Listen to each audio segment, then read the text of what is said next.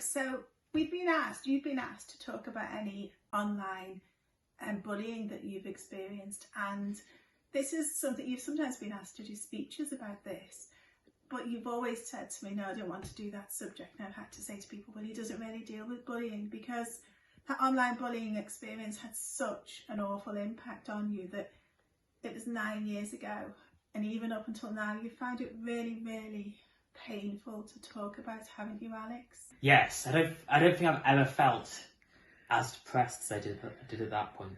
So Alex, do you think one of the reasons why you find it so hard to talk about is because you blame yourself? It was my fault. It was your fault, because you gave him he was bullying a lot of people, wasn't he, this person?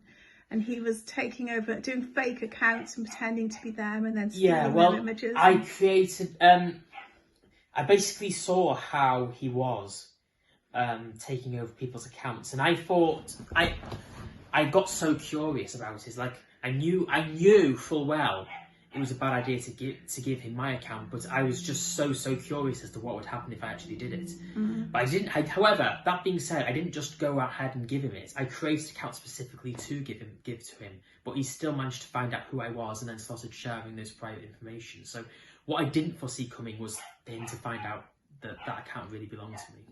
I understand that, yeah. So he started actually saying, he knows where you live.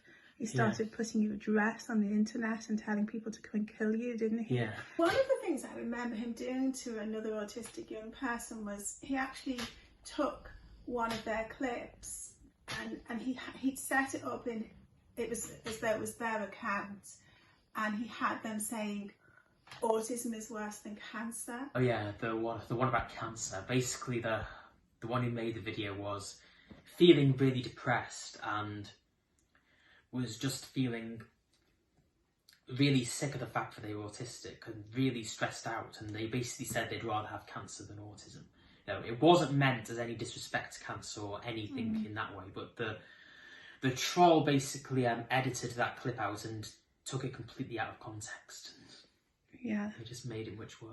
Yeah, so the thing is, it was a long time ago now, almost 9 years ago, and actually there wasn't the same kind of information for parents telling them to warn their children about the dangers of social media, but it just so happened that I'm a sort of like that kind of parent, and I did have access to all my children's accounts until they were adults, or with you it was for much longer to protect you after this experience, and so once I found out what was going on, I was able to get your account back off him, and he just, and we reported every single one of his accounts. I actually sort of went through every single fake account and I reported every single one of them, and he just seemed to disappear, didn't he? But that I think there should be more consequences for people who do very, very bad things on social media.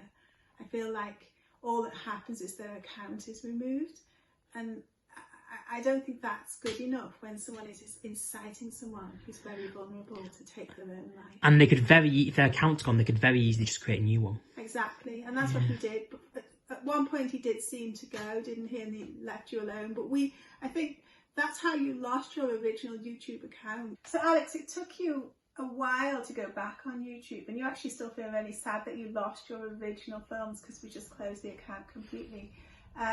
But almost 9 years later, and you can only just talk about it now. What impact do you think that experience has had on you? Part of me still worries about it. I'm nervous even posting this video, for example. I'm worried that the same guy is going to find that video and then start